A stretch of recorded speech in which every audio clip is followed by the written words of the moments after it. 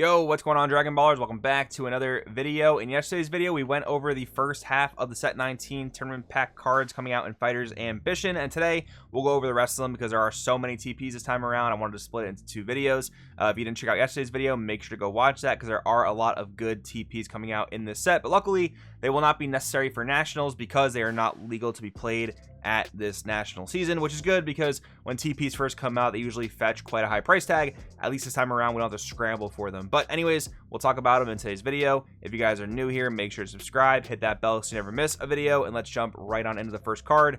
We have Android 17 Defending Friends. We have a 1-drop 4K counterattack. Negate the attack and play this card in rest mode. Auto limit 1 if your leader is blue, and hard stop. I know this is like hard to read for some people, but this is a hard stop. So firstly, your leader has to be blue, and then your leader is a Z leader, or you have 3 or more Z energy, or you have a Z battle card in play. So firstly, your leader has to be blue, and then you have to meet any of those other 3 requirements, just one of them. When this card's played for the turn, your opponent can't attack with battle cards unless they choose one card from their hand and place it at the bottom of their deck each time. If this card was legal for Nats, this would be a huge piece of the meta. This card is absolutely insane. Many decks right now or many blue decks, I should say, can use this card very easily. Just one Z battle card to go off of is Beerus Area Annihilator. That's a barrier blue battle card that can be played early on in the game. This card is live as soon as you put that card on the board, and again with barrier it'll stick around for a while. Yeah, if this card was legal for Nats, it would be absolutely insane, and it will be absolutely insane after Nationals when the new meta kind of starts to develop. Then we have Golden Frieza Commanding Presence. We talked about this one already in the Green Extra Broly video. It's not legal for anyone who wants to play that deck at Nationals, but it's worth talking about here because it is a solid card. 2-drop 10k blocker, counterplay, play this card. Permanent if it's your opponent's turn and you have a green battle card with energy cost of 8 or more in play. Reduce energy cost of this card in your hand by 1. Auto limit 1 if your leader's green. When this card's played for the turn, this card can't be KO'd, so when you block with it, it won't die basically. Auto limit 1, this card activates blocker, switches to active mode. So you can block with it twice guaranteed. I mean, I guess almost guaranteed because it's weak to minusing, it's weak to bouncing, warping, whatever. But in green mirrors and yellow matchups, this thing is safe from being KO'd. Solid card for the Broly deck when it needs some extra defense.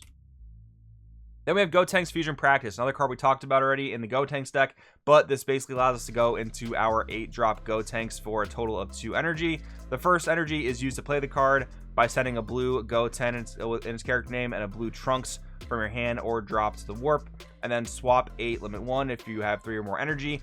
Mono blue Gotenks superhero with energy cost of 8. So just one thing to talk about here, I think this is really cool how this uses swap as a mechanic, but it's not part of like an archetype that revolves around swap, if you get what I'm saying. This is more so a Union Fusion archetype, but this utilizes swap in a really cool way. I'd love to see more cards do this, and this could be a great way to support older boss monsters that are maybe a bit overcosted. Introduce a new card, whether it's like, you know, anniversary type support card or maybe a future TP, where you know, we have these smaller, lower to the ground battle cards that can swap into these slightly overcosted boss monsters that might be kind of good if they were a bit cheaper on the energy. That would be a really cool thing I'd love to see more of in the future. But yeah, another solid card. I talked about blue Gotenks a week or two ago, and I don't think that deck is like one of the better blue decks right now, but I think in the future that deck has potential to be really good. I like the leader a lot, both the awakened and unawakened side. You know, comboing to make Z energy and drawing cards. On the back side, your leader can swing multiple times. I think that deck is really cool, and I think can be pretty solid down the line. Then we have Android 14 and 15, the Invaders. 3-drop 15k, deflect, dual attack, activate main/battle, limit 1 for an energy of any color. If your leader is a red Android 13 card and you have 2 or more energy, and you have a red Android 13 in your Z energy, your opponent may choose 2 of their battle cards and have them get -20 for the turn. If they don't, play this card from your hand. So this card is much like the separated Android 14 and 15 that do a similar thing. Basically, those cards, I believe they cost 2 or they might cost 1, but basically if you have the other guy in your Z energy, the opposite Android, you can play them if your opponent doesn't give 2 of their battle cards -20. This one's a bit different because it requires an Android 13 in your Z energy, and to be honest, it's a bit tougher to get an Android 13 into your Z energy than it is to get a 14 or 15 into your Z energy, because your Android 13s are pretty much your playmakers. They're not really cards that you're comboing off frequently.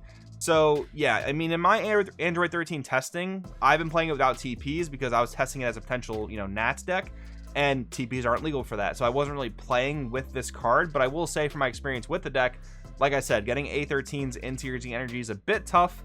I don't know if this card will be great for that purpose, but it is nice that it counts as both names. That is relevant for some things in the deck. So yeah, I don't think it's like a necessary like auto 4 of or anything, but can be like a pretty decent card for the deck, I would say. Then we have Goku Counter Attacker. That is such a funny name. Wait, first of all, it's called Counter Attacker and it's a counterplay. I think that's absolutely hilarious. But anyways, 3-drop 15k permanent. If your leader is a red Goku Vegeta Trunks card and you have a red Saiyan with Evolve and an energy cost of 3, I'm assuming that needs to say in play. I think that's what that should say. Reduces card's energy cost in your hand by 2. Yeah, this is probably a card that'll need an errata. It should say with energy cost of 3 in play. But as long as you have that, this costs 1. Auto wins cards played. Choose one of your opponent's battle cards and it gets minus 15k for the turn.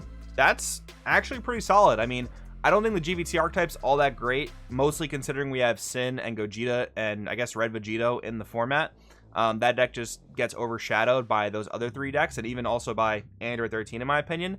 But this card's solid, and a cool way this card actually comes up is the Gogeta BR Exodia deck, because that deck relies on a deflect 15k, and this is a counterplay with an auto that gives minus 15. So this actually gets around that deflect, and you should be able to set up, at least going first, I guess, you should be able to set up a 3-drop Evolve on your board and leave one open for this thing to counterplay. So that's a cool answer to that deck. Otherwise, yeah, this is like a solid card. There are a lot of 15k attackers that help decks make Z energy. This counters those as well, so solid card. Then we have Bulma in Search of Dragon Balls. 1-drop, 1k, auto, and cards played, draw 1. Activate main limit 1. If your leader is a green Beku BR or a green Gogeta BR card and you discard this card from your hand, look at the top 7 and add up to 1 Gogeta BR among them to your hand, mono green, and shuffle your deck. All right. I don't think this card's making green Gogeta BR much better. That deck has a lot of problems on its own, and this doesn't really aim to solve any of those. It adds searchability to your Gogeta BR cards, but think about all the cards you have to jam into that deck, because you got to play your Gogetas, you got to play your Gokus and Vegetas, and you got to play an adequate amount of Gokus and Vegetas because 1, they're fusion material, and 2, you have to, I believe, EX Evolve from the Z energy in order to awaken. So it's not even like you could trim down the Goku and Vegeta stuff and just focus more on the Gogeta stuff. You can't really do that because you have to EX Evolve to awaken. Now, the weird thing is, when you make more and more cards that search more and more things, you're kind of making your deck more inconsistent if you start increasing your deck size total, because, you know, you're messing with your opening draw percentages, you're messing with your ability to search cards and those percentages. So this is kind of counterintuitive to, you know, the idea of consistency, I guess you could say. But besides all that, this does not solve the main problem of the deck, which is it doesn't make Z energy for any amount of value. You are hard comboing cards from your hand, and you don't want to use those to pay Z energy costs, because the cards you're comboing to your Z energy do stuff in your Z energy. So if you're following what I'm saying, this card's not all that great. I would really love for Green Gogeta BR to be good, because I like a lot of cards in that deck, namely the Awakened Leader and the Gogeta Boss Monster, and the Super Saiyan Gogeta as well. It's pretty good. But the Gokus and Vegetas themselves and the deck's ability to make Z energy, unfortunately, not all that great. Then we have Great Saiyaman in the Nick of Time. 8-drop 25k, deflect, triple strike, auto. If your leader is a green Videl card, when this card attacks, choose all Videl in your battle area, which I believe is specific to the skillless Videls. And for every 2 Videl in your drop, the chosen cards get plus 5k for the turn. That's funny. So this card incentivizes you to go all out on the skillless Videls. I think there are 8 in the game. So you could potentially, you know, be giving your Videls plus 10 or even maybe plus 15 possibly. Auto limit 1, when you use a Spirit Boost to remove a marker from your Unison, you may place this card from your hand under your Unison. If you do, draw 1 card and choose one of your Unisons and add a marker to it. So it essentially makes Spirit Boost free, and like totally free, because this skill costs no energy and draws you a card back and gives you a marker back. So that's kind of cool. Activate main for 3 green. If you have 4 or more energy and there are 2 or more Videls in your drop, play this card from your hand. So as far as Videl goes, I think it's actually a pretty fan favorite leader. Like, I played against it at Gen Con. There's a pretty cool build of the deck. Generally what I've seen is Videl is playing a lot of blue-green because the deck is very combo centric. So you want to be playing Senzu Bean, and I think that's still fine to do with the Senzu Bean errata, because the deck combos a lot defensively, not as much offensively. I mean, obviously you'll combo offensively, that's how the game is played, but you do a lot of your battle tricks during your opponent's turn, in which Bean is still effective because Bean only works during the opponent's turn now. This card, though, might incentivize mono green because of how many skillless Videls it wants you to play and how much green energy it costs to play this guy. As a boss monster, I don't think he's like overly impressive. I mean, he has an 8-drop deflect, which does protect him from almost all counterplays in the game. But yeah, the over-reliance on the skillless stuff and the fact that he's just triple striker and doesn't do too much else to put pressure on your opponent. Yeah, he buffs Fidel's, but like they're 1-drop skillless battle cards. Like in competitive play, I don't expect them to like really be hanging on the board all too much. But yeah, cool card for a fan favorite archetype. I think it's pretty neat. And then wrapping it up, we have Finn Dark Lifeform, 2-drop 10k auto for a black. If your leader is a black Finn card, you have 2 or more energy, and your opponent has a skillless battle card or unison in play. When you add this card to your Z energy, you may play 1 Finn with an energy cost of 2 or less and 15k power from your hand. If you do, draw 1 card. This is pretty neat. I love the fact that it replaces itself because you're incentivized to combo, make Z energy, and then play a Finn. You're cheating out a 2-cost Finn, which I think the Unison Absorber can still get its effect to suck up a Unison, I think. But besides that, you can play your Barrier Finn to set up for your boss monster. This is a solid card, and we saw Finn absolutely dominate the first tournament of, was it set 17? I think it was set 17.